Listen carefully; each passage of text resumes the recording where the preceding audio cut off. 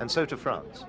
After many years of trying, the Automobile Club of Normandy had at last got the finance together to wrest the French Grand Prix away from the flat-out circuit of Reims and bring it to the infinitely more challenging Rouen circuit, a circuit made up of public roads in Les Essarts forest, a few miles south of the town.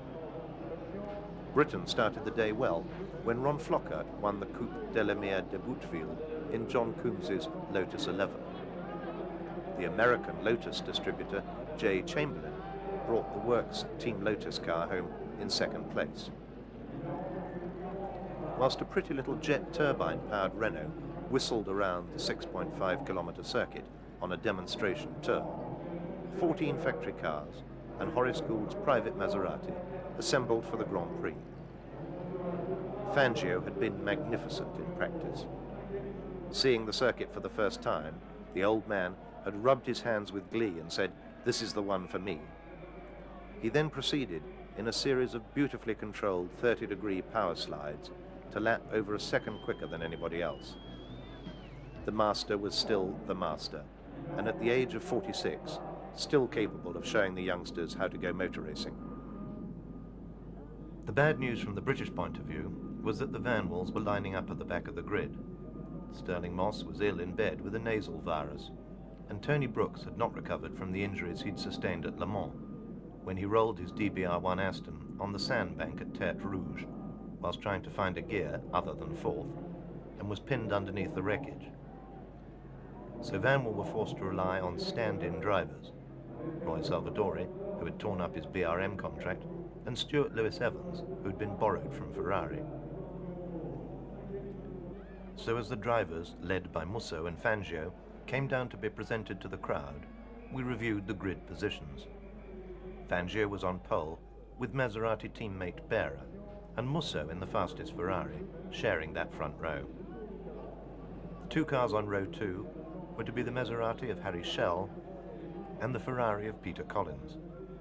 On the third row was Roy Salvadori, who'd pushed the Van Wall along half a second quicker than the Ferraris of Hawthorn and Trintignant. On row 4, there was Menditegi and Lewis-Evans in the second Van Wall, and then came the two BRMs, two Coopers, and Gould's Maserati. Jean Berra was creeping when the flag fell, so he was able to lead the field away. A swarm of red cars, followed by a rather smaller swarm of green ones. The blue of France is now absent, with Gordini having left the Grand Prix scene, as sadly have Connaught.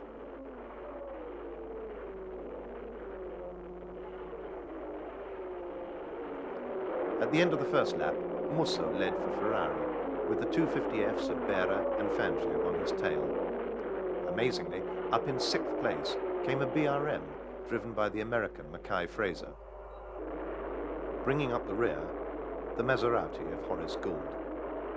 Next time round, Fangio had edged ahead of Berra and was challenging Musso. Meanwhile, Salvadori had slid wide out in the country and spilled oil. He called at the pits for the filler cap to be closed, but Flockhart had spun on that same oil, written off his BRM and injured his leg. Salvadori rejoined at the back of the field, accelerating down the hill with its high-speed curves to the hairpin at Nouveau Monde.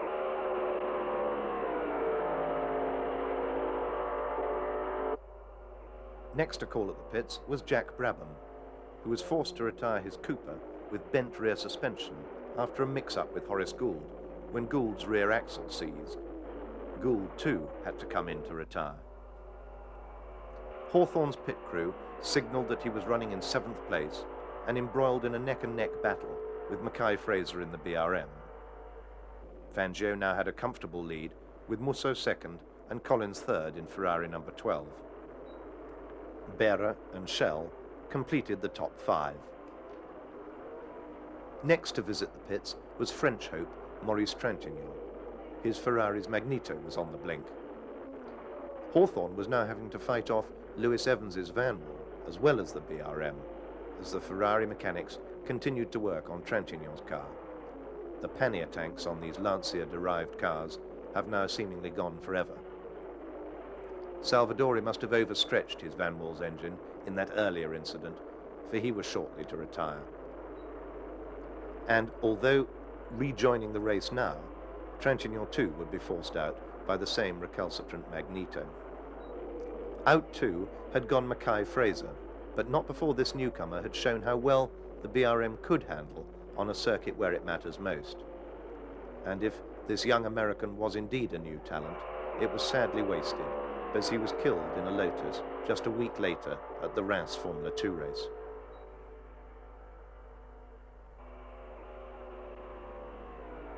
Jack Brabham had now rejoined, driving McDowell's Cooper, and was soldiering along at the back of the field, this power circuit not suiting the Cooper as well as Monaco had done in May. Fangio was superb at the head of the field as he drifted through the downhill right-hand swerve after the pits. Only Collins had applied any pressure on the Maestro, setting new lap records on laps 25 and 26, only for Fangio to eclipse that record by 2/10 immediately afterwards. Collins's gearbox was now playing up, so that put an end to record breaking, and he lost his second place to Musso. In fourth came Berra, suffering from a cracked exhaust pipe and being caught by an off-form Hawthorne, who in turn was ahead of a slowing Shell, who was nursing his overheated Maserati to the finish.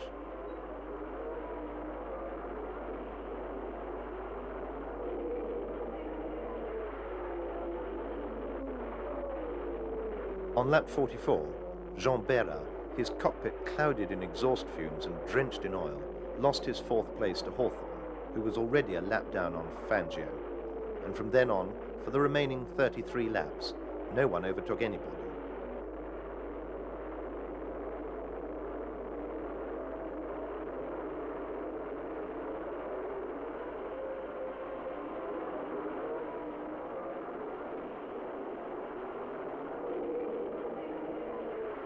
I compared styles on the downhill approach to the Nouveau Monde hairpin. Hawthorne,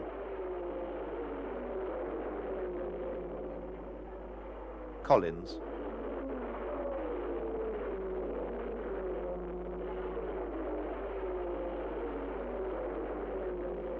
Berra.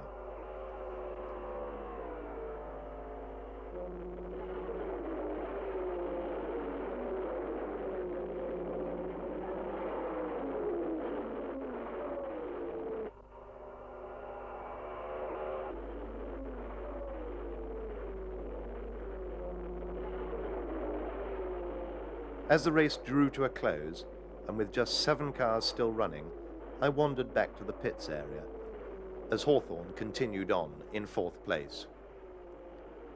Fangio had a 28-second advantage over Musso, whose hopes rose when there was talk of Fangio having to stop to change a badly worn rear tyre. Luigi speeded up and set a new lap record, only to throw it all away by spinning at Nouveau Monde. But it didn't matter, because Fangio didn't stop in any case.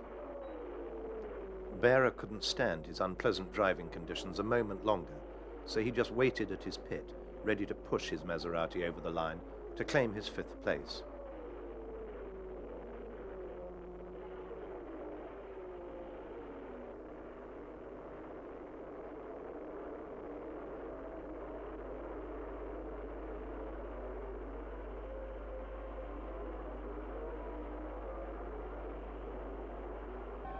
So Fangio brought home his Maserati to an undisputed win ahead of 3 Ferraris of Musso, Collins and Hawthorne.